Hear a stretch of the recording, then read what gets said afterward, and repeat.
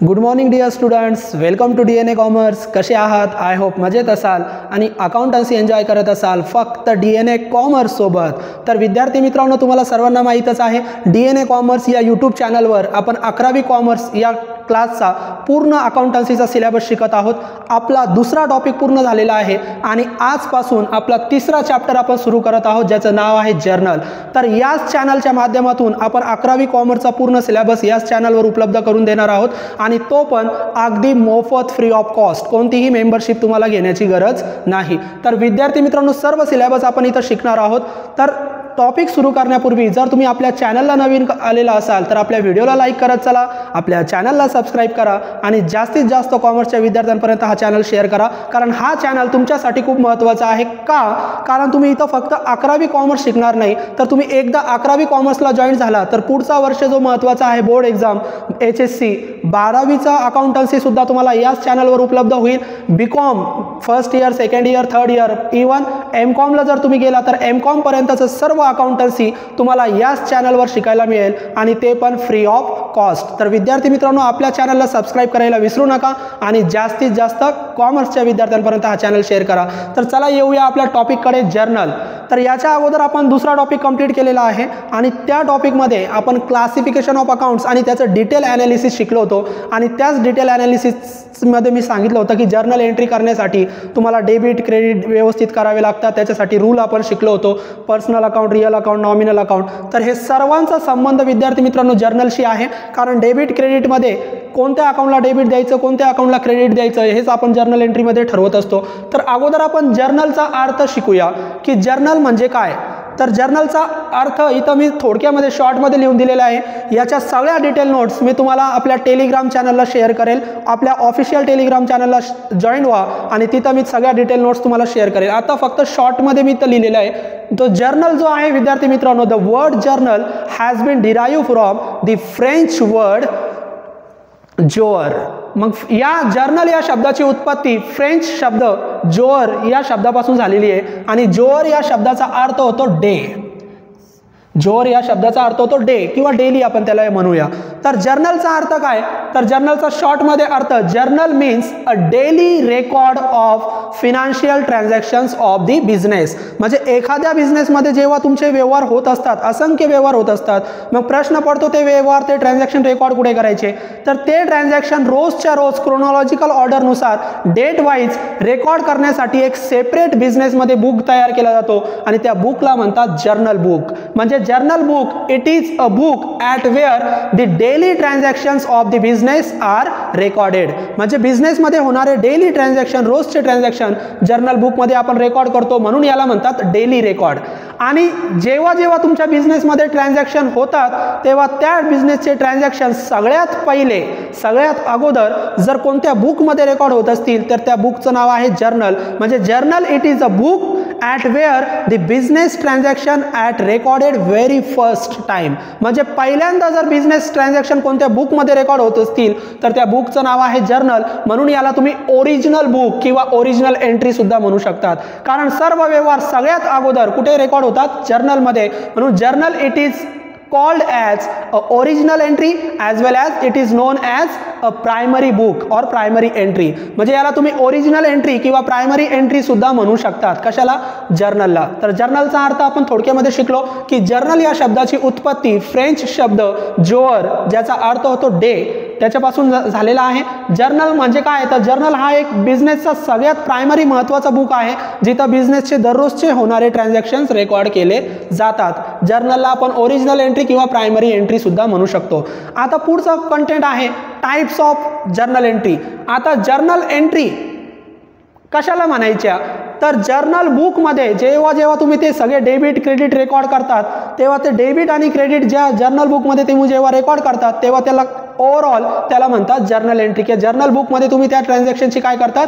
Journal entry. आणि विद्यार्थी मित्रांनो, जर्नल एंट्री दोन प्रकारे केली जाते. इथं मी लिहिलेलं आहे बघा, टाइप्स ऑफ जर्नल एंट्री. दोनच जर्नल एंट्री आहे, एक सिंपल जर्नल एंट्री आणि दुसरी आहे कंबाईन जर्नल एंट्री. त्याला कंपाऊंड जर्नल एंट्री सुद्धा तुम्ही म्हणू शकतात. आता सिंपल जर्नल एंट्री आणि कंबाईन जर्नल एंट्री म्हणजे काय, तर त्याचं पण डिटेल नोट्स मी तुम्हाला शेअर करेल. फक्त एवढं लक्षात घ्या, ज्या जर्नल एंट्रीमध्ये जेव्हा तुम्ही जर्नल एंट्री करता तेव्हा त्या जर्नल एंट्री करताना फक्त त्या एंट्रीमध्ये एकच डेबिट आणि एकच क्रेडिट आलेलं असेल.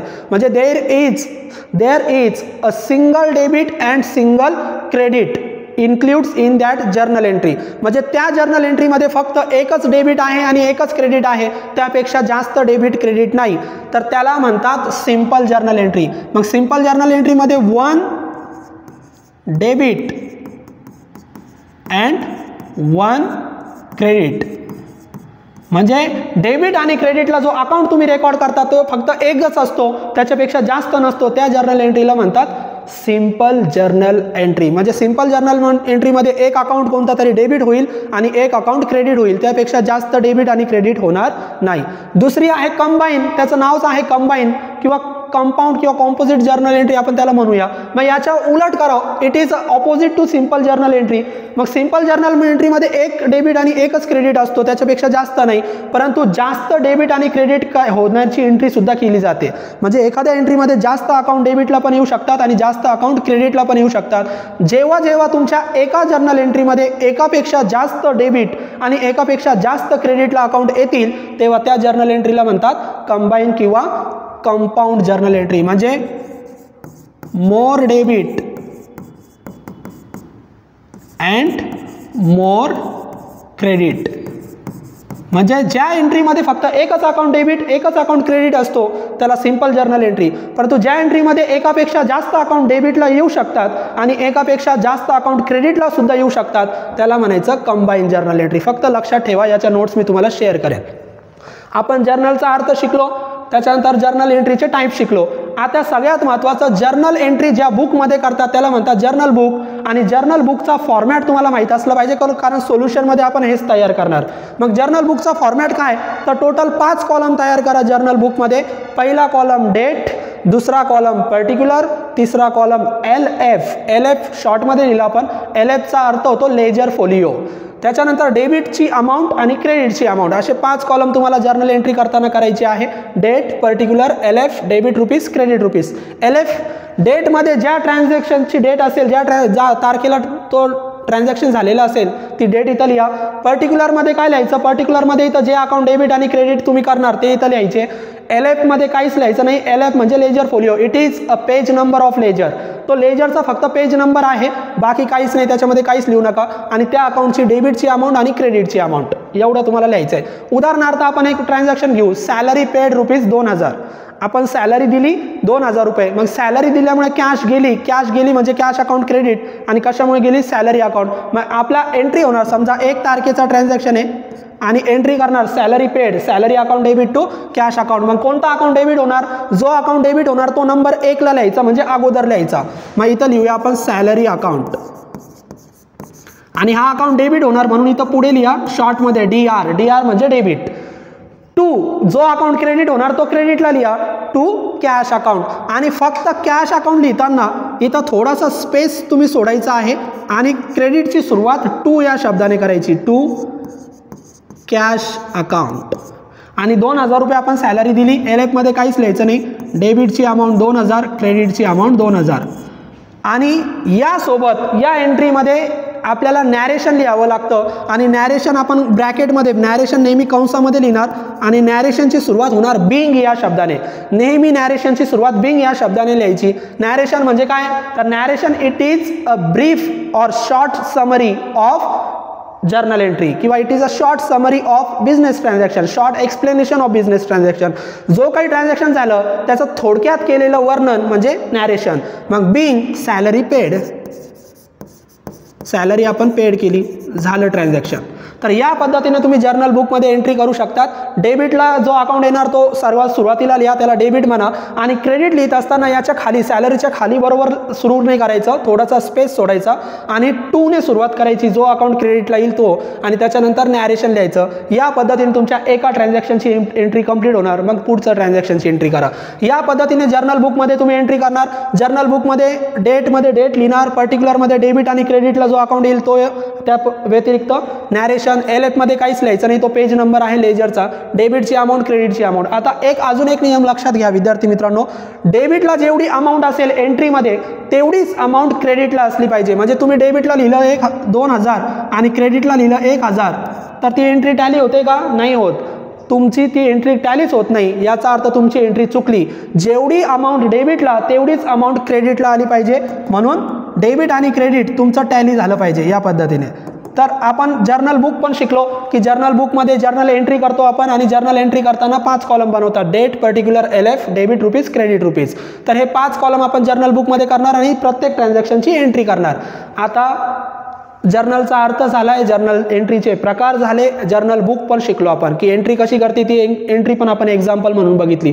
आता सगळ्यात महत्त्वाचं, एंट्री करताना बरेच विद्यार्थी चुकतात, सर कोणत्या अकाउंटला डेबिट देऊ आणि कोणत्या अकाउंटला क्रेडिट देऊ, इथंच कन्फ्युजन आहे. विद्यार्थ्यांना कोणता अकाउंट डेबिटला येणार आणि कोणता अकाउंट क्रेडिटला येणार हेच समजत नाही, आणि ते समजलं नाही तर तुमची जर्नल एंट्री चुकते. मग प्रॉपर डेबिट आणि प्रॉपर क्रेडिट तुम्हाला करताच आलं पाहिजे, त्याच्यासाठीच आपला चॅनल आहे DNA कॉमर्स. आता बरेच तुम्ही जर जर्नल एंट्रीचे लेक्चर केले किंवा जर्नल एंट्री जर शिकली तर बरेच टीचर्स हे रूल सांगतात जर्नल एंट्रीचा, डेबिट आणि क्रेडिटचा. हा रूल अगदी बरोबर आहे विद्यार्थी मित्रांनो, की जेवढे पण अकाउंट्स आहे या जगामध्ये जेवढे पण अकाउंट्स आहेत त्या अकाउंट्सला 5 भागामध्ये क्लासिफाईड केलं जातं. जितके पण अकाउंट्स आहेत ते 5 भागामध्ये आपण क्लासिफाईड करतो. पहिला असेट, दुसरा लायबिलिटी, तिसरा इन्कम, चौथा एक्सपेन्सेस आणि 5वा कॅपिटल. असे 5 अकाउंट तुमचे असू शकतात, या पलीकडे कोणताच अकाउंट असू शकणार नाही. मग असेट म्हणजे काय? तर असेट म्हणजे काय, तर अशी वस्तू किंवा अशी असेट की ज्याची लाईफ टाईम किंवा ज्याची व्हॅलिडिटी मोर दॅन 1 इयर आहे, म्हणजे जे आपण 1 वर्षापेक्षा जास्त काळासाठी वापरणार.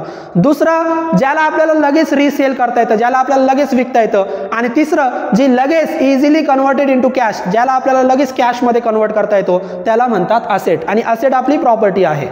लायबिलिटी म्हणजे काय? लायबिलिटी म्हणजे amount payable by business to others, म्हणजे बिझनेसमधून आपल्याला जर एखाद्याला काहीतरी रक्कम द्यायची असेल तर त्याला लायबिलिटी म्हणतात. मग समजा तुम्ही लोन घेतलं तर लोन परत तुम्हाला फेडावा लागेल, म्हणजे लोन आपली काय आहे? लायबिलिटी. म्हणजे ज्या अमाऊंट तुम्हाला बिझनेसमधून द्यायची आहे, ज्या अमाऊंट तुम्हाला पे करायची आहे, ज्या तुमची जबाबदारी आहे, त्या सगळ्या लायबिलिटी असतात.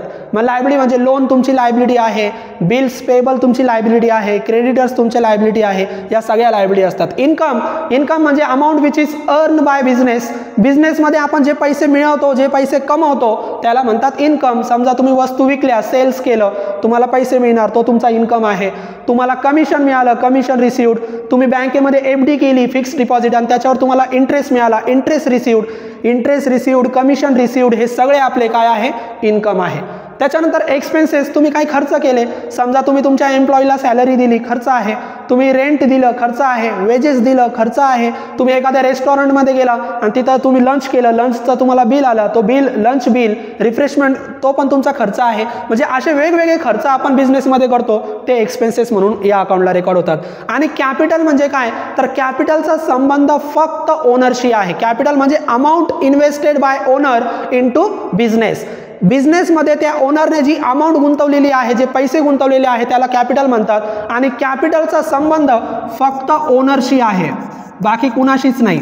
मग कॅपिटल अकाउंट हा बिझनेसमध्ये सेपरेट कुणासाठी तयार केला जातो? बिझनेसच्या ओनरसाठी, बिझनेसच्या मालकासाठी.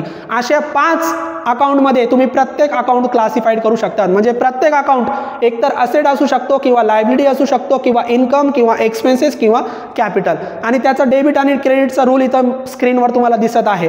समजा असेट आणि एक्सपेन्सेस, ज्या वेळेस तुमच्या असेट आणि एक्सपेन्सेसची व्हॅल्यू वाढेल, ज्या वेळेस तुमच्या असेट आणि एक्सपेन्सेसची व्हॅल्यू वाढेल, तेव्हा तुम्ही त्या ट्रान्झॅक्शनमध्ये तो असेट किंवा एक्सपेन्सेस डेबिटला रेकॉर्ड करा.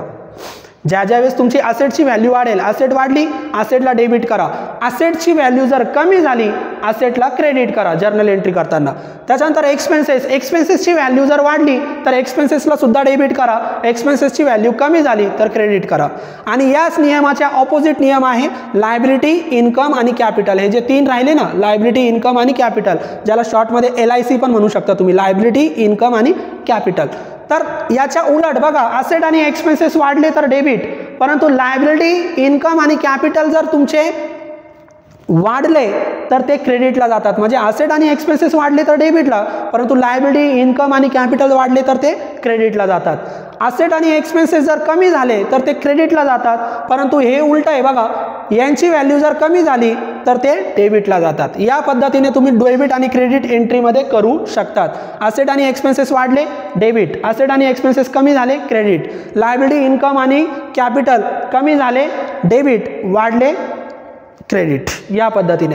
आता हा तर झाला जर्नल रूल जे सगळेच शिकवतात, पण DNA कॉमर्समध्ये मी तुम्हाला सांगतो हा रूल तर फॉलो कराच, परंतु यासोबत एक टेक्निक फॉलो करा जी मी तुम्हाला शिकवतोय, क्लासिफिकेशन ऑफ अकाउंटमध्ये पण शिकवली आणि आता परत सांगतोय.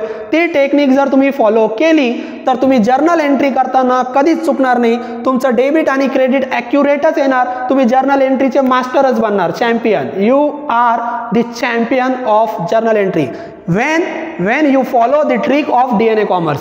जेव्हा तुम्ही DNA कॉमर्सची ट्रिक फॉलो करणार या रूल सोबत, तेव्हा तुम्ही कधीच चुकणार नाही. समजा सर कन्फ्यूज वाटतोय, बरेच विद्यार्थी म्हणतात सर एवढं कसं लक्षात ठेवू, कोणतं डेबिट, कोणतं क्रेडिट, कोणती व्हॅल्यू वाढते, कोणती काही अडचण नाही विद्यार्थी मित्रांनो, टेन्शन घेऊ नका.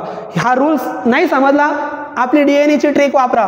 DNA कॉमर्सची ट्रिक काय, तर फक्त कॅशला कन्सिडर करा. प्रत्येक ट्रान्झॅक्शनला कॅशला कन्सिडर करा. ट्रान्झॅक्शन वाचा आणि ट्रान्झॅक्शनमध्ये फक्त एवढं चेक करा, त्या ट्रान्झॅक्शनमुळे तुमच्याकडे कॅश येणार आहे का तुमच्याकडून कॅश जाणार आहे, बस एवढंच करा.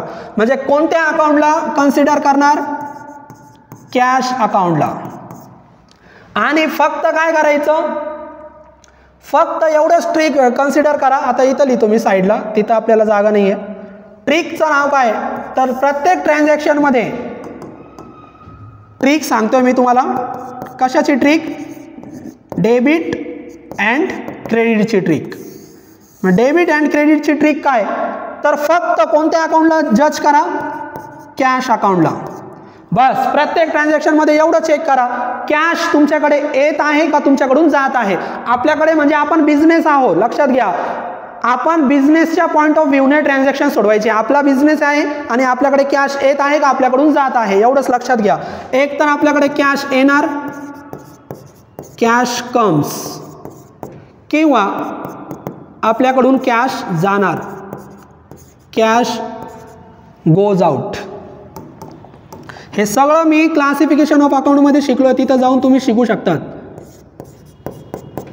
कॅश तुमच्याकडे आली किंवा कॅश तुमच्याकडून गेली, तर फक्त एवढं लक्षात घ्या, ज्या ज्या ट्रान्झॅक्शनमुळे तुमच्याकडे म्हणजे तुमच्या बिझनेसकडे कॅश येणार, तेव्हा कॅश अकाउंट पहिला म्हणजे डेबिटला लिहायचं.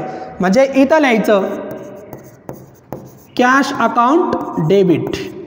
ज्या ज्या वेळेस कॅश तुमच्याकडे येणार त्यावेळेस कॅश अकाउंट क्रेडिट, आणि ज्याच्यामुळे कॅश आली तो अकाउंट क्रेडिट. संपलं एंट्री. ज्या वेळेस तुमच्याकडे कॅश येणार तो अकाउंट कॅश अकाउंट डेबिटला आणि दुसरा अकाउंट क्रेडिटला. आता समजा कॅश माझ्याकडून गेली, पेड सॅलरी, मी सॅलरी दिली, सॅलरी दिली म्हणजे कॅश गेली. मग कॅश जर गेली तर कॅश 2 नंबरचा अकाउंट म्हणजे कॅश जाणार क्रेडिटला. जेव्हा जेव्हा कॅश येणार कॅश डेबिटला घ्यायचा, पण कॅश गेली तर कॅश घ्यायचा क्रेडिटला. मग कॅश घ्या क्रेडिटला. कॅश कशामुळे गेली, सॅलरीमुळे. मग सॅलरी टू कॅश, बघा एंट्री केली होती आपण, सॅलरी टू कॅश. मग ज्या ज्या वेळेस तुमच्याकडून कॅश जाणार तेव्हा तुम्ही कॅश अकाउंट काय करा, क्रेडिट करा, आणि ज्याच्यामुळे कॅश गेली तो अकाउंट डेबिट करा. संपलं. आता बरेच विद्यार्थी म्हणणार सर ठीक आहे समजलं आम्हाला, पण एखादा ट्रान्झॅक्शन क्रेडिटवर असेल तर, एखादा ट्रान्झॅक्शन जर उधारीवर झालेला असेल तर उधारीमध्ये आपण कॅश थोडी पेड करतो. मग त्यावेळेस तर आपल्याकडून कॅश जात पण नाही आणि येत पण नाही. मग काय करायचं, अजून एक ट्रिक वापरा. DNA कॉमर्सची ट्रिकच आपण DNA कॉमर्सला शिकतोय म्हणजे इथं परफेक्टच बनायचं. आता एखादा ट्रान्झॅक्शन जर उधारीवर असेल तर उधार आपण घेतो किंवा उधार आपण देतो. कुणाला देतो, व्यक्तीला. मग क्रेडिट ट्रान्झॅक्शनमध्ये त्या व्यक्तीचा उल्लेख केलेला असेल, पर्सनचा उल्लेख केलेला असेल, आणि ज्या व्यक्तीला तुम्ही उधार दिलं किंवा ज्याच्याकडून तुम्ही उधार घेतलं त्या व्यक्तीचं नाव फक्त कशाऐवजी लिहायचं, कॅश अकाउंट ऐवजी. म्हणजे कॅश ऐवजी व्यक्तीचं नाव लिहा. संपलं. समजा आपण परचेस केले, परचेस केल्यामुळे कॅश जाणार. मग परचेस गुड्स 1000चे गुड्स केले, मग परचेसमुळे कॅश जाणार, म्हणजे कॅश जाणार म्हणजे कॅश क्रेडिटला आणि परचेस डेबिटला. एंट्री काय होणार, purchase account debit to cash account. पण परचेस गुड्स फ्रॉम महेश, महेशकडून खरेदी केले ऑन क्रेडिट, तर फक्त एवढं बघायचं, परचेस केल्यामुळे कॅश जाते म्हणजे कॅश क्रेडिटला, परचेस डेबिटला. फक्त purchase account debit to cash account ऐवजी महेश अकाउंट. बस. उधारीचं ट्रान्झॅक्शन असेल तरी कॅशची ट्रिक वापरायची, फक्त रेकॉर्ड करताना कॅश ऐवजी व्यक्तीचं नाव रेकॉर्ड करायचं. संपलं. तर ट्रिक काय आहे विद्यार्थी मित्रांनो, जी ट्रिक मी तुम्हाला शिकवली, या रूल्सला हे लक्षात नाही राहिलं तरी चालेल. हे लक्षात राहिलं तर खूपच चांगली गोष्ट आहे, पण नाही लक्षात राहिलं तर आपली डीएनएची ट्रिक वापरा डेबिट आणि क्रेडिटसाठी. कोणत्या अकाउंटला पकडायचं, फक्त कोणत्या अकाउंटला महत्त्व द्यायचं, कॅश अकाउंटला. प्रत्येक ट्रान्झॅक्शन वाचायचं आणि फक्त एवढंच चेक करायचं, या ट्रान्झॅक्शनमुळे माझ्याकडे कॅश येत आहे की माझ्याकडून कॅश जात आहे. जर तुमच्याकडे कॅश येत असेल तर कॅश अकाउंट डेबिट, दुसरं अकाउंट क्रेडिट. जर तुमच्याकडून कॅश जात असेल तर कॅश अकाउंट क्रेडिट आणि जो अकाउंट ज्याच्यामुळे गेली तो अकाउंट डेबिट. संपलं. आणि उधारीवर ट्रान्झॅक्शन असेल तर कॅश ऐवजी फक्त व्यक्तीचं नाव लिहायचं. संपलं. या पद्धतीने तुम्ही ट्रान्झॅक्शन रेकॉर्ड करू शकता. तर जर्नल एंट्रीचा एक डीएनएची ट्रिक मी तुम्हाला सांगितली. कॅश अकाउंटला फॉलो करा. कॅश आली तर डेबिट आणि कॅश गेली तर कॅश अकाउंट क्रेडिट आणि दुसरा अकाउंट त्या व्यतिरिक्त त्याच्यासोबत तुम्ही रेकॉर्ड करू शकता. तर हा झाला कॅशचा ट्रिक. समजा परचेस आणि सेल्सचे ट्रान्झॅक्शन असतात, ते पण मी तुम्हाला इथंच सांगतो. कोणते ट्रान्झॅक्शन? परचेस आणि कोणते? सेल्स. आता हे ट्रान्झॅक्शन कॅशमध्ये पण होऊ शकतात, उधारीवर पण होऊ शकतात. कॅशमध्ये झाले तर मला सांगा, परचेस केल्यामुळे कॅश जाणार, परचेस म्हणजे खरेदी, कॅश जाणार, म्हणजे कॅश अकाउंट इथं कुठे जाणार? क्रेडिटला आणि परचेस अकाउंट डेबिटला. समजा उधारीवर असेल तर परचेस अकाउंट डेबिट आणि कॅश ऐवजी क्रेडिट. सेल्स विकल्यामुळे कॅश येणार, म्हणजे सेल्सच्या ट्रान्झॅक्शनमध्ये कॅश अकाउंट कुठे असेल तर सेल्सच्या ट्रान्झॅक्शनमध्ये कॅश मिळणार, म्हणजे कॅश डेबिटला आणि सेल्स क्रेडिटला. बरोबर. आणि उधारीवर असेल तर कॅश डेबिटला ऐवजी व्यक्तीचं नाव घ्या आणि सेल्स क्रेडिटला घ्या.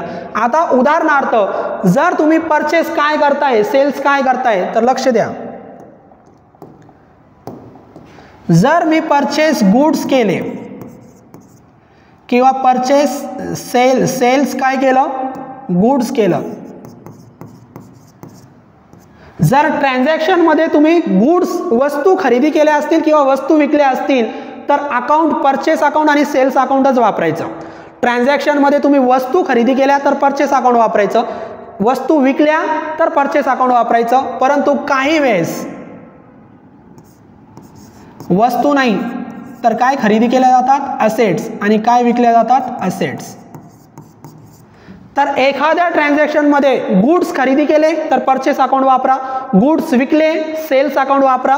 परंतु एखाद्या ट्रान्झॅक्शनमध्ये गुड्स खरेदी आणि विक्री नाही केले, असेट खरेदी विक्री झाले, तर असेट खरेदी किंवा असेट विक्री केली असेल तर परचेस अकाउंट आणि सेल्स अकाउंट वापरू नका. डायरेक्ट कोणता अकाउंट वापरा? Asset account. जी असेट खरेदी केली त्या असेटचं नाव लिहा. ही एक ट्रिक लक्षात घ्या. परचेस गुड्स खरेदी केले तर परचेस अकाउंट वापरा, गुड्स विकले सेल्स अकाउंट वापरा. परंतु परचेस असेट केले, सेल्स असेट केले, गुड्स नाही, तर ज्या वेळेस परचेस आणि सेल्स असेट्सशी संबंधित असेल तर परचेस आणि सेल्स ऐवजी कोणता अकाउंट लिहायचं? Asset account. बस एवढी एक ट्रिक लक्षात घ्या. मी प्रॉब्लेम सोडवताना तुम्हाला शिकवलंच आहे. तर विद्यार्थी मित्रांनो, या ट्रिक सोबत तुम्ही जर्नल एंट्री जर केली तर तुम्ही जर्नल एंट्रीमध्ये कधीच चुकू शकत नाही. तर आपण जर्नलचा अर्थ शिकलो. जर्नल हा फ्रेंच शब्दापासून, जोर या शब्दापासून त्याची उत्पत्ती झाली, ज्याचा अर्थ होतो day. Journal it is a daily record of business transaction, जिथं आपण रोजचे व्यवहार रेकॉर्ड करतो, म्हणून it is also called as original entry as well as primary entry. Journal एंट्रीचे दोन प्रकार आहे. First one is simple journal, दुसरी कंबाईन जर्नल. सिंपल जर्नलमध्ये एकच डेबिट एकच क्रेडिट असतो. कंबाईन जर्नलमध्ये एकापेक्षा जास्त डेबिट क्रेडिट असू शकतात. जर्नल बुकचा फॉर्मॅट काय? तर जर्नल बुकमध्ये आपण जर्नल एंट्री करतो. 5 कॉलम तयार करायचे. डेट, पर्टिक्युलर, LF म्हणजे लेजर फोलिओ, डेबिट अमाऊंट आणि क्रेडिट अमाऊंट.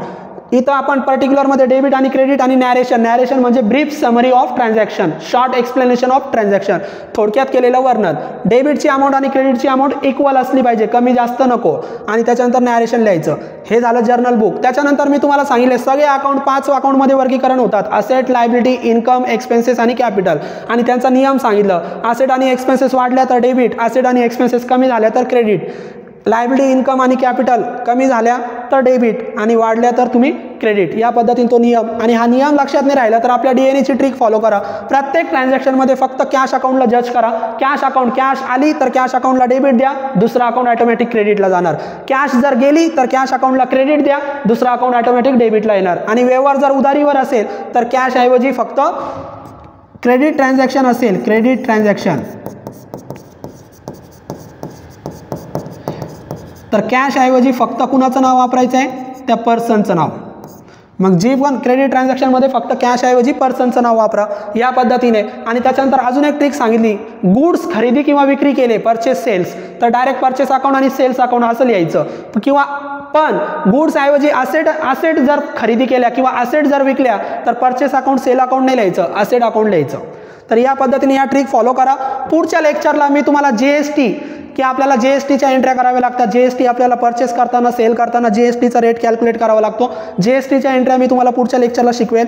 त्याचनंतर पुढच्याच लेक्चरला आपण डिस्काउंटच्या एंट्र्या समजून घेणार आहोत. त्याच्याबरोबर आपण पुढच्याच लेक्चरला return inward, return outward, purchase केलेला माल रिटर्न केला जातो, सेल्स केलेला माल रिटर्न केला जातो, त्यावेळेस त्याच्या एंट्र्या कशा करायच्या, या जीएसटीच्या एंट्र्या, रिटर्न आउटवर्ड, रिटर्न इनवर्डच्या एंट्र्या, डिस्काउंटच्या एंट्र्या, सगळ्या एंट्र्या आपण पुढच्या लेक्चरला शिकू. आणि त्याच्यानंतर प्रत्यक्षात प्रॉब्लेम सुरू करू. म्हणजे जवळपास 2 थेरीचे लेक्चर मी जर्नल एंट्रीचे घेत आहे. या 2 लेक्चरला व्यवस्थित बघा, तुम्ही जर्नल एंट्रीमध्ये कधीच चुकणार नाही. तर आज आपण जर्नलचं बॅकग्राऊंड शिकलो, जर्नलची थेरोटिकल लेक्चरमध्ये आपण जर्नलची बरीच माहिती कव्हर केली.